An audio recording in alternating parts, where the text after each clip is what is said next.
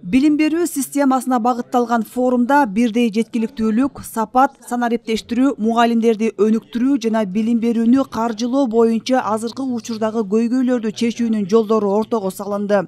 So in Kyrgyzstan, of course, we are first of all cheering the development. Билим берүү сектору Кыргызстан үчүн абдан маанилүү. Биз бул үчүн билим берүү тармагындагы өнөктөштөр менен бирге иш алып барып жатабыз. Айрыкча кыздардын жана мектепке чейинки балдардын билим алуусуна өзгөчө көңүл бөлүү керек.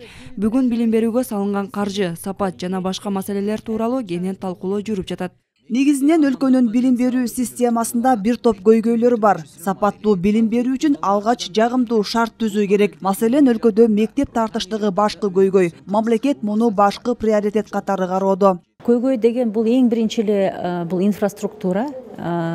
Балдарыбыз 1 миллион, мисалы мектепке эле бара турган балдарыбыз бул 1 миллион 407 миңден ашуун болуп атат. Өзгөчө бул чоң шаарларда, областтык борборлордо, райондук борборлордо балдарыбыздын баягы окуу орундары жетишпестиги. Ооба, мектептер курулуп атат азыр. 2032 жылга чейин бизде канча дагы мектеп курулуш керек? Бул да пландаштыруу да. Адистердин айтымында ар бир мектептин алдында турган негизги милдеттердин бири окуучулардын таанып билүү мүмкүнчүлүктөрүн жогорулатуу болуп саналат. Ал эми ден соолугунан мүмкүнчүлүгү чектелген балдарга билим берүүдө инклюзивдик билим берүү системасы иштейт. Как вы знаете, в 2019 году Кыргызская республика ратифицировала Конвенцию ООН о правах инвалидов.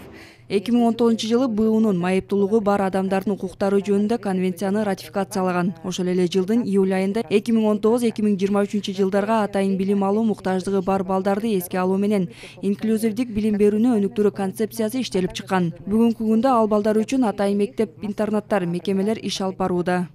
Билим берүү кызматкерлери эл аралык өнөктөштөр менен бирге билим берүүнү өнүктүрүү программасынын иш-аракеттер планын ишке ашыруудагы прогрессти, билим берүү чөйрөсүндөгү чыгымдарды талкуулап, колдоо үчүн артыкчылыктуу багыттарды макулдашты. Иш-чара Бириккен Улуттар уюмунун Кыргызстандагы туруктуу координаторунун кеңсесинин катышуусунда уюштурулду. Айжамал Болот кызы, Руслан Сабатаров, Ала Тоо 24.